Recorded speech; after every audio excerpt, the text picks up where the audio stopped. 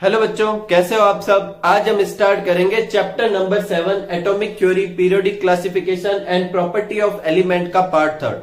अगर अभी तक आपने पार्ट सेकंड विजिट नहीं किया हो तो इस कार्ड पर क्लिक करके पहले पार्ट सेकंड विजिट कर सकते हैं। पार्ट सेकंड में अपन ने क्लासिफिकेशन टॉपिक स्टार्ट कर दिया था, जिसमें अर्ली अटेम्प्ट्स ऑफ क्लासिफिकेशन में अपन ने डॉबर्नियर का ट्रायड लॉ और न्यूलैंड का ऑक्टेव लॉ किया था। उसी लिंक में अपन आगे बढ़ते हैं और नेक्स्ट जो करते हैं वो है मेंडलीव पीरियोडिक टेबल। तो देखो, मेंडलीव एक रशियन साइंटिस्ट थे जिन्होंने फर्स्ट टाइम क्या दिया था, पीरियोडिक टेबल के फॉर्म में अरेंज किया था।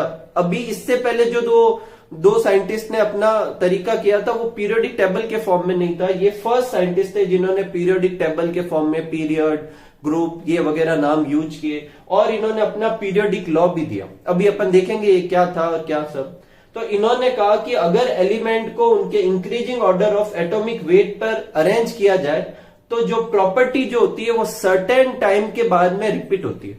देखो, ऐसी कोई भी चीज जो सर्टेन इंटरवल के बाद में रिपीट हो, सर्टेन पीरियड के बाद में रिपीट हो, इस प्रॉपर्टी को क्या कहेंगे, पीरियोडिसिटी। पीरियोडिसिटी मतलब कुछ भी चीज अगर एक सर्टेन इंटरवल के बाद अपने आप को वापस रिपीट करती है तो उसे अपन क्या कह सकते हैं, पीरियोडिसिटी।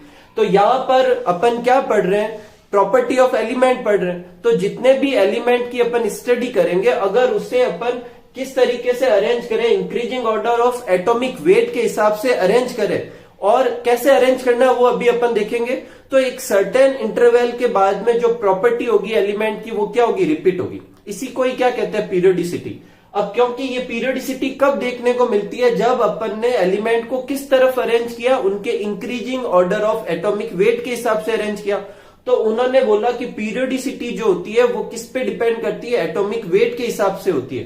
तो इसी चीज को उन्होंने अपने पीरियोडिक लॉ के फॉर्म में बोला। उन्होंने कहा कि केमिकल एंड फिजिकल प्रॉपर्टी जो होती है एलिमेंट की वो पीरियोडिक फंक्शन होती है एटॉमिक वेट का। Periodic function of atomic wait होने का मतलब यह है कि अगर एटॉमिक वेट के हिसाब से अरेंज करें तो जो प्रॉपर्टी होगी वो सर्टेन इंटरवल के बाद में क्या होगी, रिपीट होगी।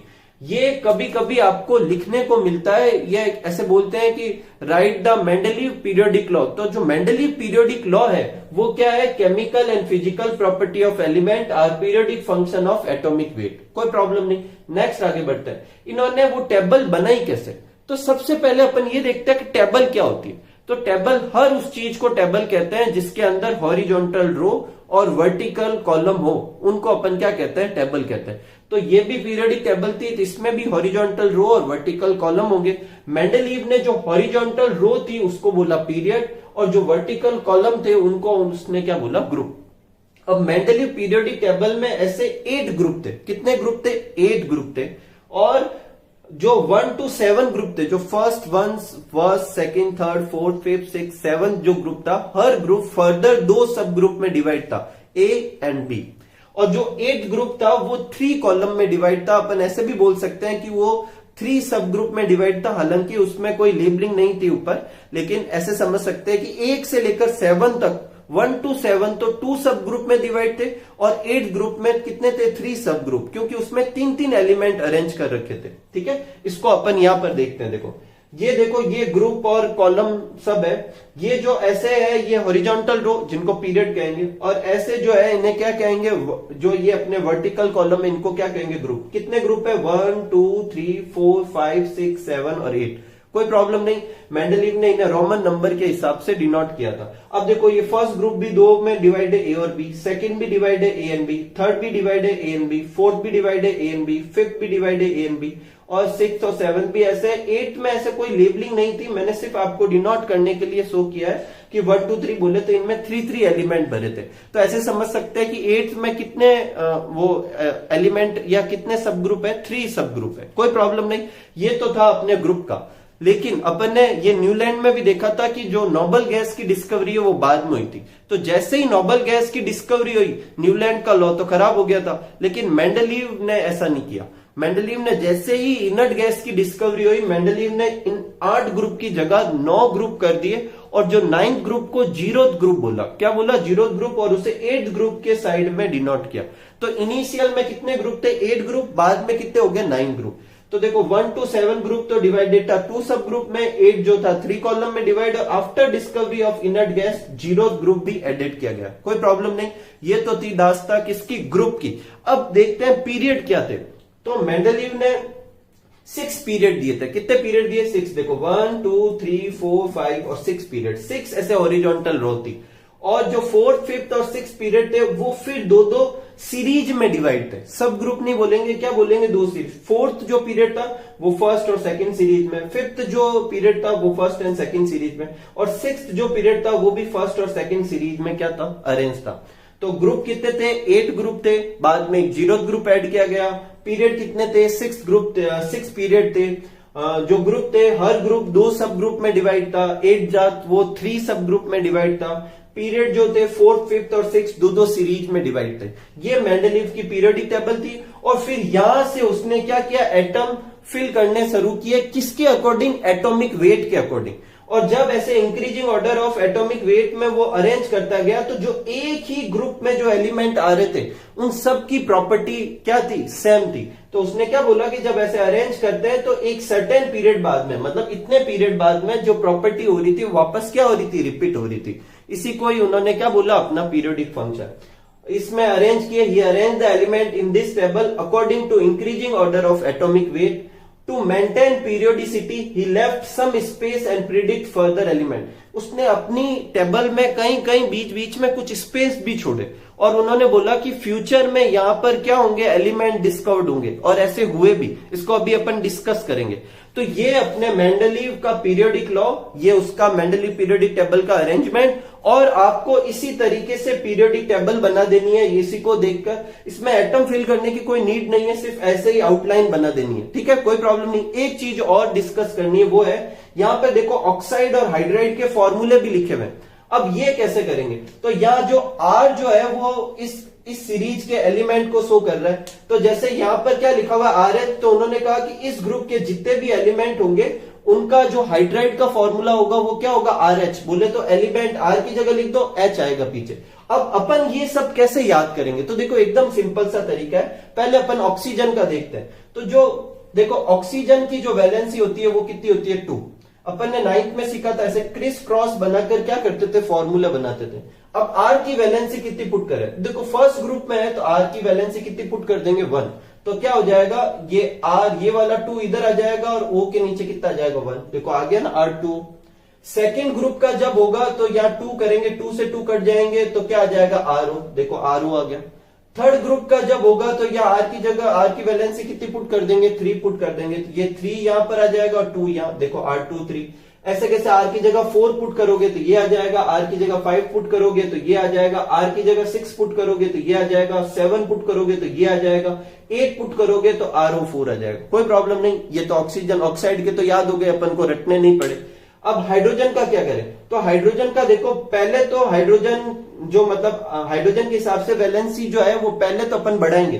देखो पहले में 1 है, दूसरे में 2 है, फिर 3 है और फिर 4 है, और फिर घटाएंगे 3 2 1, ठीक है। ये चीज याद भी रखना, अपन बाद में वापस डिस्कस करेंगे। तो वैलेंसी जो है ऑक्सीजन के लिए 1 से 8 तक बढ़ी और हाइड्रोजन के लिए पहले बढ़ी और फिर घट के 0 हो गई, ठीक है। अब और चीज, इसमें एलिमेंट अपन को भरने नहीं है, तो आप इसी तरीके सिर्फ ये जितना मैंने बोर्ड पे बना रखा है ये आपको बनानी है और ये लर्न करनी है, ठीक है, कोई प्रॉब्लम नहीं। और एक्चुअल में भरने के बाद कैसे दिखती है वो आगे की स्लाइड में मैंने फोटो डाल रखी है, वो वापस ड्रॉ करने की कोई नीड नहीं। तो ये अपने मेंडलीव पीरियोडिक टेबल थी, ठीक है, तो नोट कर लीजिए।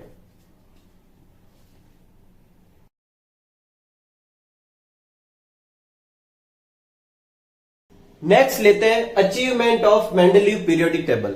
तो जो सबसे पहली अचीवमेंट है वो है systematic study of element.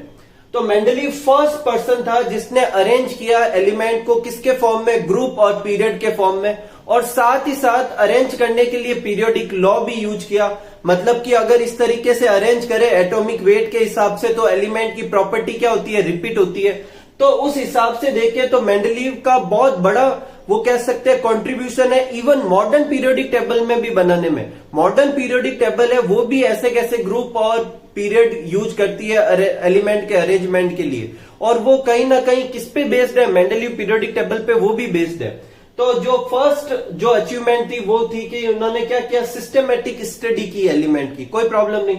Second, उन्होंने बीच बीच में कहीं कहीं खाली स्पेस छोड़े और कहा कि यहां पर in future new element discovered होंगे, और उन्होंने उनको प्रोविजनल नाम भी दिया उस खाली जगह को। जैसे 3 खाली जगह का नाम आपकी बुक में दे रखा है कि जो स्पेस छोड़े थे, इक्का बोरॉन, इक्का एल्यूमिनियम और इक्का सिलिकॉन। इक्का बोरॉन जिस खाली स्पेस को बोला वहां फ्यूचर में स्कैंडियम डिस्कवर हुआ। इक्का एल्यूमिनियम जिसको बोला गया था वहां फ्यूचर में गैलियम डिस्कवर्ड हुआ। इक्का सिलिकॉन जिस स्पेस को बोला गया वहां पे क्या डिस्कवर्ड हुआ, जर्मेनियम।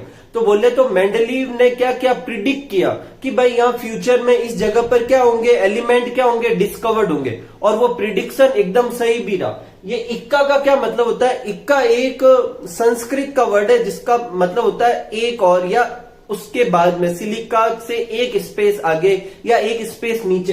तो कौन होगा, स्कैंडियम, सॉरी जर्मेनियम। एल्यूमिनियम से देखे तो गैलियम, बोरॉन से देखे तो स्कैंडियम, कोई प्रॉब्लम नहीं। ये कभी कभी एग्जाम में ये भी आते हैं कि इक्का बोरॉन, इक्का एल्यूमिनियम, इक्का सिलिकॉन की जगह कौन से एलिमेंट डिस्कवर्ड हुए, तो ये याद रखने आपको। नेक्स्ट है पोजीशन ऑफ नोबल गैस। देखो आप सबको पता है जब न्यूलैंड ने ऑक्टेव रूल दिया तो वो कहीं हद तक सही था, लेकिन जैसे ही इनर्ट गैस की डिस्कवरी हुई उसका पूरा लॉ ही डिस्टर्ब हो गया, मतलब वो अरेंजमेंट कहीं पे एप्लीकेबल ही नहीं रहा। लेकिन ऐसा मेंडलीव के केस में नहीं हुआ। इनर्ट गैस की जब डिस्कवरी हुई तो मेंडलीव ने सारी की सारी इनर्ट गैस को 8 ग्रुप के आगे एक सेपरेट ग्रुप, 0th ग्रुप में पुट कर दिया, और बाकी का जो अरेंजमेंट था उसमें कोई डिस्टर्बेंस नहीं किया। ये एक बहुत बड़ी अचीवमेंट थी। तो when noble gas were discovered, he put them in separate 0th group without disturbing the existing arrangement. अब अगर इतनी सारी इसकी अचीवमेंट है तो क्या ड्रॉबैक थी, तो सबसे बड़ी ड्रॉबैक जो है कि मेंडलीव ने जो अरेंजमेंट के लिए जो काम किया था, जो प्रॉपर्टी यूज की थी, वो क्या थी, एटॉमिक वेट। जब आप मॉडर्न पीरियोडिक टेबल पढ़ेंगे तो उसमें एटॉमिक नंबर यूज किया जाता है, और यही मेंडलीव की एकमात्र क्या थी, जो बड़ी मिस्टेक थी। अगर वो एटॉमिक नंबर के हिसाब से अरेंज करता तो शायद वो सब कुछ सही करता। तो वो एटॉमिक वेट जो यूज किया था उसकी वजह से क्या क्या प्रॉब्लम आई वो देखते हैं। तो सबसे पहले उसने क्या किया कि कुछ एलिमेंट जैसे टेलुरियम और इंडियम, या सॉरी आयोडीन, अब टेलुरियम जो और आयोडीन जो है उनको अरेंज किया। तो जैसे इसने अरेंज कैसे किया था कि जिनका एटॉमिक इंक्रीजिंग ऑर्डर में किया था। इसका मतलब इंक्रीजिंग ऑर्डर में क्या मतलब है, जैसे ए अगर बी से पहले आता है इसका मतलब बी का एटॉमिक वेट ज्यादा होना चाहिए और ए का कम, तभी तो ये इंक्रीजिंग ऑर्डर में होगा। सी उसका बी से भी ज्यादा, डी उसका सी से भी ज्यादा, मतलब इस तरफ जैसे जैसे आगे बढ़ेंगे एटॉमिक वेट क्या होते जाना चाहिए, बढ़ते जाना चाहिए। लेकिन टेलुरियम और आयोडीन के केस में ऐसे नहीं था। आयोडीन बाद में पुट किया गया लेकिन उसका एटॉमिक वेट जो था 126.9 जो कि टेलुरियम से कम था, जबकि टेलुरियम को पहले पुट किया। ऐसा उसने इसलिए किया क्योंकि जो एटॉम वो प्रॉपर्टी जो थी वो आयोडीन बाद में रखने पर सेट हो रही थी, तो उस हिसाब से देखे तो सही किया। लेकिन उसका खुद का जो अरेंजमेंट का बेसिस था कि भाई increasing order of atomic wait के हिसाब से अरेंज करना है, उस हिसाब से ये गलत था। टेलुरियम को बाद में रखना चाहिए और आयोडीन को पहले रखना चाहिए। Second, position of isotope. अपन ने 9th में आइसोटोप किए थे। आइसोटोप वो होते हैं जिनके एटॉमिक नंबर क्या होते हैं, सेम, और एटॉमिक मास नंबर क्या होते हैं, अलग। एटॉमिक मास नंबर बोले तो एटॉमिक वेट अलग होता है। और मेंडलीव ने जो पीरियोडिक टेबल थी वो किस बेस पे अरेंज की थी, एटॉमिक मास या एटॉमिक वेट के हिसाब से की थी। और क्योंकि आइसोटोप जैसे हाइड्रोजन के क्या आइसोटोप होते हैं, जैसे 1H1, 1H2 और 1H3, तो इस हिसाब से हाइड्रोजन को 3 अलग अलग पोजीशन मिलनी चाहिए, फर्स्ट पोजीशन, सेकंड पोजीशन और थर्ड पोजीशन, क्योंकि इन तीनों के एटॉमिक वेट क्या अलग अलग है। लेकिन ऐसा उसने नहीं किया, तो ये भी एक प्रॉब्लम थी। नेक्स्ट था, उसने क्या किया, some element with similar property, उन्हें तो अलग अलग ग्रुप में रखा, और कुछ एलिमेंट ऐसे थे जिनकी प्रॉपर्टी अलग अलग थी लेकिन उन्हें क्या पुट कर दिया, सेम ग्रुप में कर दिया। और पोजीशन ऑफ हाइड्रोजन, हाइड्रोजन को कोई एक फिक्स पोजीशन नहीं दी। देखो हाइड्रोजन की पोजीशन जो अभी भी प्रॉब्लम है, इवन मॉडर्न पीरियोडिक टेबल में भी हाइड्रोजन की जो पोजीशन है वो सही नहीं है, ठीक है। तो ये कुछ इसमें क्या थी, लिमिटेशन थी। मेंडलीव की अचीवमेंट या लिमिटेशन या मेंडलीव पीरियोडिक टेबल, इस पे क्वेश्चन बनना बहुत ही इंपॉर्टेंट है, आ सकता है, तो इसे अच्छे से स्टडी करें। नेक्स्ट अपन लेते हैं एक बार वापस इसको रिवाइज करते हैं क्वेश्चन के फॉर्म में। Write the formula of oxide and hydride of element belong the following group according to Mendeleev periodic table. Mendeleev periodic table के हिसाब से सेकंड ग्रुप के एलिमेंट, 6th ग्रुप के एलिमेंट और 7th ग्रुप के element के hydride और oxide के क्या लिखना है, फॉर्मूले लिखना है। अब देखो ये फॉर्मूले अभी मैंने बताए थे, वो ऊपर मेंडलीव पीरियोडिक टेबल के ऊपर आर के फॉर्म में लिखे हुए थे, लेकिन वो आपको याद नहीं करने, मैंने उस समय भी बताया था और अभी भी देखो वापस। सबसे पहले अपन को किस किस के हाइड्रोजन और ऑक्सीजन के हिसाब से करने, तो याद रखना है कि हाइड्रोजन के हिसाब से जो वैलेंसी होती है ये 1 से लेकर 8 ग्रुप है, तो हाइड्रोजन के हिसाब से वैलेंसी कैसे चलती है 1 2 3 4,